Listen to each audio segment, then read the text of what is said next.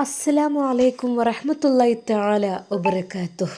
അന്ന് ഒട്ടും പ്രതീക്ഷിക്കാതെയായിരുന്നു ഹഫ്സൽ ആ വീട്ടിൽ നിൽക്കേണ്ടി വന്നത്. അതെ, തൻ്റെ പ്രിയപ്പെട്ട ഭാര്യയുമായി ഒന്ന് കറങ്ങാൻ പോകണം, എവിടെങ്കിലൊക്കെ റൂമെടുത്ത് താമസിക്കണം എന്നായിരുന്നു ആഗ്രഹിച്ചിരുന്നത്. പക്ഷേ അവളുടെ വീട്ടിൽ നിന്നുള്ള ആങ്ങളുടെയും നാത്തൂൻ്റെയും ഒക്കെ സ്വഭാവം അത് ശരിക്കും അഫ്സലിനെ വല്ലാതെ വേദനിപ്പിച്ചു എന്ന് മാത്രമല്ല, തൻ്റെ പെണ്ണിനെ എന്ത് പെണ്ണാലും എന്ത് വില കൊടുത്തും ഞാൻ സംരക്ഷിക്കും, ഇനി ഒരിക്കലും അങ്ങോട്ട് വിടില്ല എന്ന രീതിയിൽ അവളെ അവിടെ നിന്ന് ഇറക്കി കൊണ്ടുവരികയായിരുന്നു. അങ്ങനെയാണ് അവർ ഉപ്പ ഉണ്ടാക്കിയ ആ കൊച്ചു തറവാട്ടിൽ ഒരുമിച്ച് കൂടുന്നത്. ഉമ്മ പറയുകയാണ്, മക്കളെ ഇന്നിവിടെ നിന്നോളി, ഇങ്ങക്ക് നാളെ പോകാം. ഉമ്മാക്ക് അത് പറയാൻ മടിയുണ്ടായിരുന്നു, കാരണം കൊച്ചു വീടാണ്. അവിടെ ഇവിടെയായിട്ട് ചോർന്ന് നിൽക്കുന്നുണ്ട്. പിന്നെ ആ ഒരു ഓടിൻ്റെ മേലെ കൂടെ ഒരു ടാർപ്പായ ഷീറ്റ് വലിച്ചു കെട്ടിയതുകൊണ്ട് കുറേയൊക്കെ കുറവുണ്ട്. പിന്നെ മണ്ണിൻ്റെ ചുവരുകളാണ്, പൊളിഞ്ഞു വീഴാറായ വാതിലുകളാണ്. കട്ടിലാണെങ്കിൽ പറ്റി ആടിയിട്ടുണ്ട്. അതിലുള്ള ആ ഒരു പഴഞ്ചൻ ബെഡ്, തീരെ സോഫ്റ്റ് ഇല്ലാതെ അങ്ങനത്തെ ആ ഒരു ബെഡ്, അതാണ് അവർക്കുള്ള ആ ഒരു മണിയറയായി ഉമ്മാക്ക് ഒരുക്കാനുള്ളത്. ശരിക്കും ഉമ്മാക്ക് ടെൻഷൻ ഉണ്ടായിരുന്നു. പഠിച്ചോനെ, ഇവിടെ 2 റൂമൊക്കെ ഉണ്ട്, അത് ശരി തന്നെയാണ്. പക്ഷേ ആ ഒരു ചെറിയ റൂമിൽ അതും ഒറ്റക്കട്ടിൽ ഇപ്പോഴത്തെ പുതിയാപ്പിളമാരൊക്കെ എങ്ങനെയായിരിക്കും? അതെ, ഉണ്ടായിരുന്നല്ലോ നല്ലൊരു വീട്, അറബിയുമ്മ നിർമ്മിച്ച ആ ഒരു വീട്, എൻ്റെ മുഹസിനക്കും എൻ്റെ ഹസനത്തിനും ഞങ്ങൾക്കെല്ലാം വേണ്ടി ഉണ്ടാക്കിയ ആ വീട്. അതെ, അവിടെയുള്ള ആ ഒരു മണിയറ കണ്ടാൽ ശരിക്കും ഞെട്ടും. എൻ്റെ പ്രിയപ്പെട്ട ഈ ചെറിയ മരുമകൻ പാവം, അതിൻ്റെ ഉള്ളിലേക്കൊന്നും പോകുവാനുള്ള ചാൻസ് ഒന്നും ഉണ്ടായില്ല. സാരല്ല, മനസ്സമാധാനത്തോടെ ഇവിടെ നിൽക്കാലോ, അതാണല്ലോ നല്ലത്. എന്നാൽ തൻ്റെ മരുമകനോട് ഉമ്മ ആ കാര്യം പറയുന്നു. മോനെ മോനെ വിഷമമുണ്ട് ഇങ്ങനത്തെ വീട്ടിൽ മോനെ താമസിപ്പിക്കുന്നതിൽ. ഉമ്മ, ഒരു കുഴപ്പമില്ല, നമ്മൾ നാളെ മണ്ണിൽ പോയി കിടക്കേണ്ടവരല്ലേ, മണ്ണിലാണുമ്മ ഈ കവിള് വെക്കേണ്ടത്. ഈ ഒരു സമയത്ത് അതൊക്കെ ഓർക്കാൻ കൂടി അത് നല്ലതാണുമ്മ. സത്യമായിട്ടും എനിക്ക് ഒന്നും ആഡംബരം ഞാൻ ആഗ്രഹിക്കുന്നില്ല, ലളിതമായ ജീവിതം മാത്രമേ എനിക്കിഷ്ടമുള്ളൂ. സത്യം പറഞ്ഞാൽ എനിക്ക് ഒത്തിരി ഇഷ്ടപ്പെട്ടുമ്മ ഈ ഒരു വീട്, ഈ ഒരു കൊച്ചു കുടിലാണെങ്കിലും സമാധാനത്തോടു കൂടിയുള്ള ആ ഒരു ജീവിതം. പിന്നെ ഉമ്മയുടെ പൊന്നുമോൾ ഹസനത്ത്, സുന്ദരി പെണ്ണായ അവൾ എൻ്റെ ഭാര്യയാണല്ലോ, അതിനേക്കാളും വലുത് എന്താണുമ്മ ഉള്ളത്? തൻ്റെ മരുമകൻ്റെ ആ ഒരു വാക്കുകൾ കേട്ട് ശരിക്കും ഉമ്മയുടെ മനസ്സിൽ സന്തോഷം കൈവന്നു. റബ്ബേ, എൻ്റെ ഈ മോളുടെ കാര്യത്തിൽ എനിക്ക് അത്ര ആശങ്കയില്ല. പക്ഷേ എൻ്റെ മുഹസിന, അവളുടെ കാര്യത്തിലാണ്. ജോലിക്കെന്ന് പറഞ്ഞ് ഇവിടുന്ന് പോയതാണ്, പക്ഷേ കാര്യമായിട്ടൊന്നും അവൾ പിന്നീട് പറഞ്ഞിട്ടില്ല. ഫോൺ ചെയ്യും, സംസാരിക്കും. ഞാൻ ചോദിച്ചു, മോളെ ജോലിയുടെ കാര്യം എന്തായി? അതുമ്മ സെറ്റായിക്കൊണ്ടിരിക്കുകയാണ് എന്നാണ് പറഞ്ഞത്. പഠിച്ചോനെ, ഓളെ ഭർത്താവിൻ്റെ അരികിലേക്കൊന്ന് എത്തിക്കിട്ടിയാൽ എത്ര നന്നായിരുന്നു. ഉമ്മയുടെ മനസ്സിൽ അതായിരുന്നു ചിന്ത. ഉമ്മ അടുക്കള ഭാഗത്ത് നന്നായിട്ട് ചോർന്നൊലിക്കുന്നുണ്ട്. ആ ഷീറ്റിൻ്റെ ഭാഗം നീങ്ങിയിട്ട് അതാ അടുക്കളയുടെ അടുപ്പിൻ്റെ ഭാഗത്തേക്ക് വെള്ളം നല്ല രീതിയിൽ വരുന്നുണ്ട്. സത്യം പറഞ്ഞാൽ തൻ്റെ പ്രിയപ്പെട്ട മരുമകന് ഫുഡൊക്കെ ഉണ്ടാക്കി വെച്ചിരുന്നു. അതിനുശേഷമാണ് ശക്തമായ മഴയും കാറ്റും. ശരിക്കും അഫ്സൽ അടുക്കളയുടെ ആ ഭാഗത്തേക്ക് ചെന്നു. ഉമ്മ, മോനെ, ആഹാ, ഇതെന്താ ഇവിടെ വെള്ളം വരുന്നുണ്ടല്ലോ, അത് ഞാൻ ശരിയാക്കി തരാം. അല്ലോ വേണ്ട മോനെ, മോൻ പുതിയാപ്പിളയാണ്, മോൻ ഇതൊന്നും ചെയ്യണ്ട, ഇൻഷാ അല്ലാ അതൊക്കെ നമുക്ക് ശരിയാക്കാം. തൽക്കാലം മോൻ പോയി കിടന്നോ. ഏയ് ഉമ്മ, അത് വേണ്ട. പക്ഷേ മരുമകനാണ് എന്നുള്ള ഒരു ഗമയൊന്നും കാണിക്കാതെ അവനൊരു സ്വന്തം മകനെ പോലെ ആ ഉമ്മയെ ഹെൽപ്പ് ചെയ്തു. അടുക്കള ഭാഗത്ത് നനഞ്ഞ് നിന്നിരുന്ന ആ ഭാഗം ശരിയാക്കി കൊടുത്തു. മോനെ, മോൻ്റെ മേത്ത് കരിയൊക്കെ ആവില്ലേ? ഏയ് ഇല്ലുമ്മ, ഒന്നും ആയിട്ടില്ല, ആയാലും ഇപ്പോൾ അതൊന്ന് കഴുകിയാൽ പോരെ. സത്യം പറഞ്ഞാൽ ആ ഉമ്മക്ക് നല്ല ടെൻഷൻ ഉണ്ടായിരുന്നു. പഠിച്ചോനെ, അവർ എന്ത് വിചാരിക്കുമാവോ അറിയുന്നില്ല. മോൾ അതാ അടുക്കളയിലേക്ക് വരുന്നു. ഉമ്മ, മോളെ, സത്യം പറഞ്ഞാൽ എനിക്ക് ആകപ്പാടെ എന്തൊക്കെ തോന്നുകയാണ് മോളെ. എന്തെങ്കിലും കരുതോ? ഇല്ല ഉമ്മ, അത്തരക്കാരനല്ല. അദ്ദേഹം ഫോണിലൂടെ സംസാരിക്കുമ്പോഴൊക്കെ ഞാൻ അദ്ദേഹത്തിൻ്റെ വാക്കുകൾ കേൾക്കാറുണ്ട് എപ്പോഴും.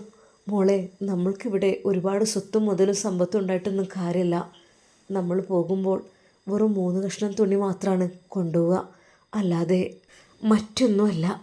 ഉമ്മ, അതിനെക്കുറിച്ചൊന്നും ഒരു ആവലാതിയും വേവലാതിയും വേണ്ട. ഉമ്മക്ക് ലളിതമായ ജീവിതമാണ് ഇഷ്ടപ്പെടുന്നത് അദ്ദേഹം. മോളെ, എന്നാലും ഉമ്മ ആ റൂമെല്ലാം പെട്ടെന്ന് ഒന്നുകൂടി സെറ്റാക്കി കൊടുത്തു. ഉമ്മ, ഈ ബെഡൊന്നും വേണ്ടെന്ന് പറഞ്ഞു, ഒരു പായ മതി എന്നാണ് പറഞ്ഞത്. മോളെ, അത് മോശമല്ലേ? ഉമ്മയുടെ കയ്യിലുണ്ടായിരുന്ന ആ ഒരു ബെഡ്ഷീറ്റ് ബെഡിൻ്റെ മുകളിൽ വിരിച്ചു കൊടുത്തു. മക്കൾ പോയി കിടന്നോളി.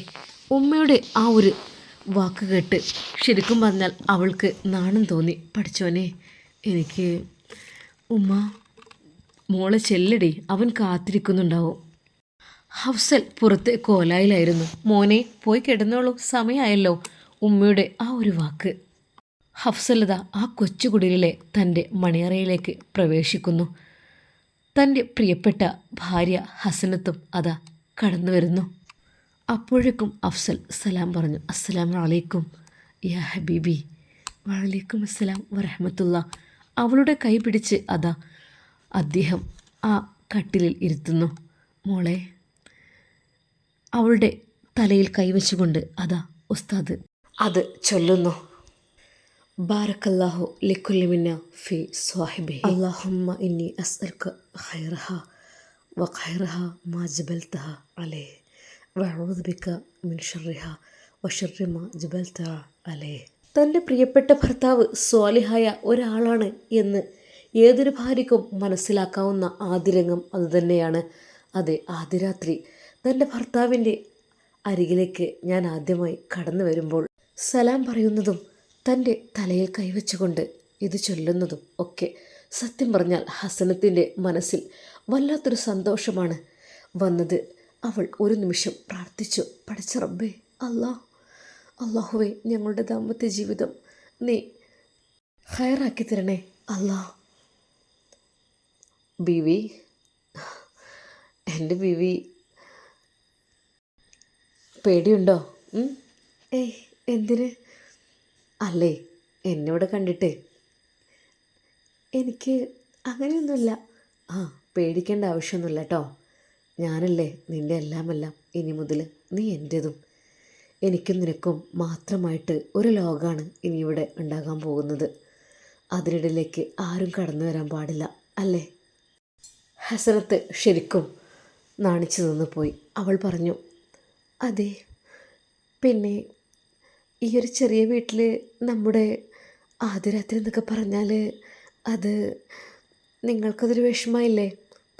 ഒരുപാട് പ്രതീക്ഷയോടെയായിരുന്നു. എന്തിന് പെണ്ണേ, അങ്ങനെ ഒരിക്കൽ പോലും ഞാൻ വിചാരിച്ചിട്ടില്ല. എനിക്ക് നീയുണ്ടല്ലോ, എൻ്റെ എല്ലാമെല്ലാമായ നീയുണ്ട്. നീയുണ്ടെങ്കിൽ പിന്നെ എന്താണ് എനിക്കെന്താ വേണ്ടത്? എത്ര വലിയ കൊട്ടാരാണെങ്കിലും എത്ര സുഖസൗകര്യങ്ങളുണ്ടെങ്കിലും നിന്നെ പോലത്തെ ഒരു പെണ്ണ്, അത് ഏത് ചെറ്റക്കുടലിലാണെങ്കിലും മതി മോളെ. അതാണ് ഏറ്റവും നല്ലത്. ഒരുപാട് വലിയ കൊട്ടാരും കാര്യങ്ങളും അതൊന്നും എനിക്ക് ആവശ്യമില്ല. എനിക്ക് താല്പര്യമില്ല കൂടുതൽ സൗകര്യങ്ങളൊന്നും. ചെറിയതിനോടാണ് ഞാൻ ആഗ്രഹം പ്രകടിപ്പിച്ചിട്ടുള്ളൂ. ഒരിക്കൽ പോലും നിങ്ങളുടെ വലിയ വീട്, അത് ഞാൻ അതിനെക്കുറിച്ച് ആഗ്രഹിച്ചിട്ടുമില്ല, ഒന്നുമില്ല. എപ്പോഴും എൻ്റെ ആഗ്രഹം പാവപ്പെട്ട വീട്ടിൽ നിന്ന് ഒരു സാധു പെൺകുട്ടിയെ വിവാഹം കഴിക്കണം എന്നതായിരുന്നു. പക്ഷേ ഇപ്പോഴത്തെ ഈ ഒരു അവസ്ഥ, ഇതായിരുന്നു ഞാൻ ആഗ്രഹിച്ചത്. സത്യമായിട്ടും ഇപ്പോഴാണ് എനിക്ക് സംതൃപ്തിയായത്. അല്ലാതെ നിങ്ങളുടെ ആ വലിയ കൊട്ടാരം പോലുള്ള ആ ഒരു വീട്, സൗകര്യം, അതൊന്നും ഞാൻ ആഗ്രഹിച്ചിട്ടേ ഇല്ല. എൻ്റെ മനസ്സിൽ ആഗ്രഹം ഉണ്ടായിരുന്നു പാവപ്പെട്ട ഒരു പെൺകുട്ടിയെ വിവാഹം കഴിക്കണമെന്ന്. പക്ഷെ അന്ന് എൻ്റെ ഉമ്മയൊക്കെ പറഞ്ഞു, മോനെ, കിട്ടാൻ ഞാൻ ഇപ്പം എന്ത് ചെയ്യാനാ, ഇപ്പം അത്ര പാവപ്പെട്ടവരൊന്നുമില്ല എന്നുമ്മ പറഞ്ഞപ്പോഴും ഞാൻ പറഞ്ഞു, ഉമ്മ, യത്തീംഖാനയിൽ അങ്ങനെ നമുക്ക് നോക്കിയാലോ. പക്ഷേ അതൊന്നും വേണ്ടി വന്നില്ല. അപ്പോഴേക്കും നിന്നെക്കുറിച്ചുള്ള ഈ ഒരു ആലോചന വന്നു. സംഭവമൊക്കെ പെട്ടെന്ന് നിന്നെ ഒറ്റ നോട്ടത്തിൽ കണ്ടപ്പോൾ തന്നെ എനിക്കിഷ്ടപ്പെട്ടു ഒരുപാടങ്ങ്. അപ്പം ഞാൻ വിചാരിച്ചു, പാവപ്പെട്ട വീട്ടിലെ കുട്ടിയൊന്നും വേണ്ട, അവൾ ആ വീട്ടിൽ ഏറ്റവും സുന്ദരിയായൊരു മോളാണ്, എനിക്ക് അത് തന്നെ മതി എന്ന്. ഉമ്മയോട് ഞാൻ പറഞ്ഞിരുന്നു ഉമ്മ അത്ര വലിയ വീട്ടിൽ നിന്നൊന്നും വേണ്ടുമ്മ എന്ന്. പക്ഷേ ഇപ്പോഴാണ് എനിക്ക് സമാധാനമായത്.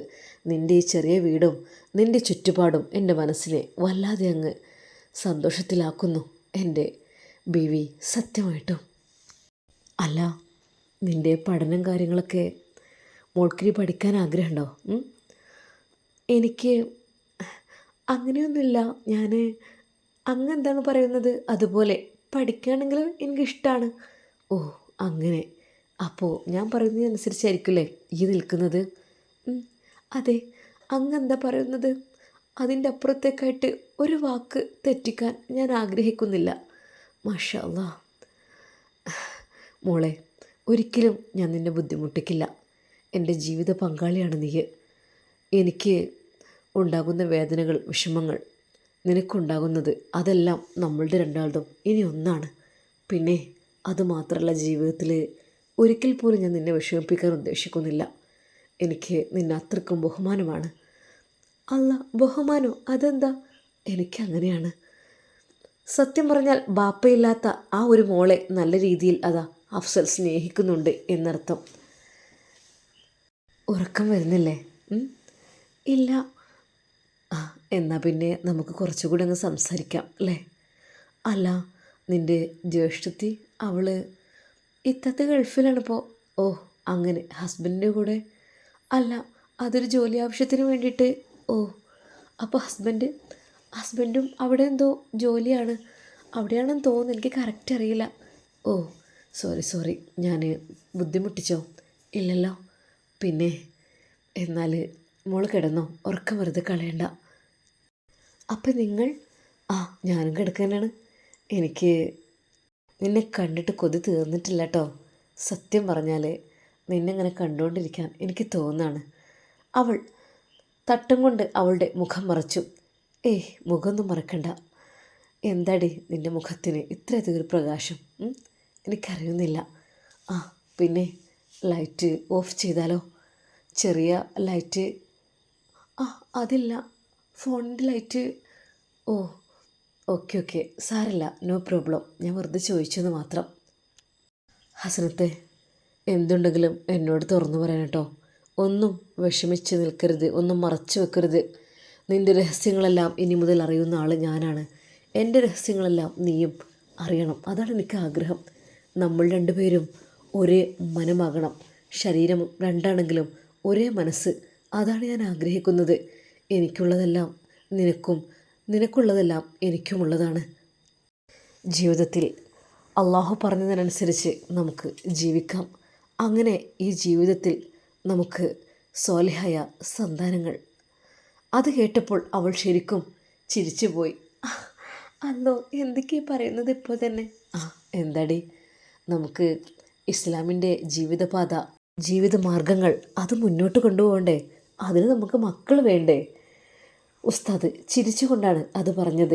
സത്യം പറഞ്ഞാൽ അവൾക്ക് വല്ലാത്തൊരു നാണം തോന്നി തുടങ്ങിയിരുന്നു. എന്താ പെണ്ണേ, അതൊക്കെ നമ്മുടെ ജീവിതത്തിൻ്റെ ഒരു ഭാഗമല്ലേ? പിന്നെ എന്നാ കിടക്കല്ലേ? ആ ചെറുകുടിലിലെ തണുപ്പുള്ള ആ ദിവസം മഴയതാ പുറത്ത് കോരിച്ചൊരിയുന്നു. ഓടിനിടയിലൂടെ ചെറിയ വെള്ളത്തുള്ളികൾ അതാ ഉസ്താദിൻ്റെയും ഹസനത്തിൻ്റെയും ശരീരത്തിലേക്ക് പതുക്കെ പതുക്കെ തെറിക്കുന്നു. അവൾ പറഞ്ഞു, അതെ, ചോരുന്നുണ്ടല്ലേ? ഇത് രസമുള്ള ചോറിലല്ലേ? മഴ ശക്തമായി പെയ്യുമ്പോൾ അതിങ്ങനെ തെറിച്ച് വീഴുമ്പോൾ അതൊക്കെ എന്തൊരു സുഖാലടി. മാഷാ അല്ലാ. എൻ്റെ കുട്ടി ഇവിടെ വന്നേ.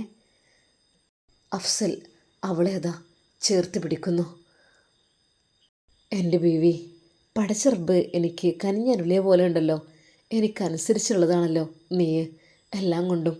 എന്താ ഇത്രമാത്രം ഇത് കറക്റ്റായത്? അവളുടെ ആ മിനുമിനുത്ത കവിളിൽ പതുക്കിയതാ അഫ്സൽ തലോടുന്നു. റോസാപ്പൂ ഇതിൽ പോലെ മനോഹരമായ നിൻ്റെ ഒരു കവിൾത്തടം കാണുമ്പോൾ തന്നെ വല്ലാത്തൊരു മൊഞ്ചാണ്. ഇതൊക്കെ എങ്ങനെ പടച്ച റബ്ബ് നിനക്ക് മാത്രം കനിഞ്ഞരുളിയതാണോ? തൻ്റെ ഭർത്താവിൻ്റെ സാഹിത്യപൂർണമായ ആ ഒരു വാക്കുകൾ കേട്ട് ശരിക്ക് ഹസനത്തിന് സന്തോഷവും സങ്കടവും വരികയാണ്. കഥകൾ പറഞ്ഞും കവിതകൾ ചൊല്ലിയും അതാ അഫ്സൽ തൻ്റെ ഭാര്യയെ തന്നിലേക്ക് അടുപ്പിക്കുന്നു. പതുക്കെ പതുക്കെ അവളുടെ ആ മൃദുലമായ ശരീരം അയാൾ കെട്ടിപ്പിടിക്കുന്നു. കോരിച്ചൊരിയുന്ന ആ ഒരു മഴയത്ത് അവരുടെ സുഖസുന്ദരമായ ആ രാത്രി, അതെ, ആ ഒരു ചെറ്റക്കുടിലിലെ ആദ്യ രാത്രി, അഫ്സലിൻ്റെയും ഹസനത്തിൻ്റെയും ആ ഒരു സ്വപ്നരാത്രി ഇതാ അവളുടെ ഉപ്പ ഉണ്ടാക്കിയ ആ തറവാട്ടിൽ തന്നെ കഴിയുകയാണ്. അഫ്സലും ഹസനത്തും അവർ ഒന്നായി ചേരുകയാണ്. ഇൻഷാ അല്ലാ നമുക്കിതിൻ്റെ ബാക്കി ഭാഗം നാളെ കാണാം. അതുവരേക്കും എല്ലാവർക്കും അസ്സലാമു അലൈക്കും വറഹ്മത്തുള്ളാഹി.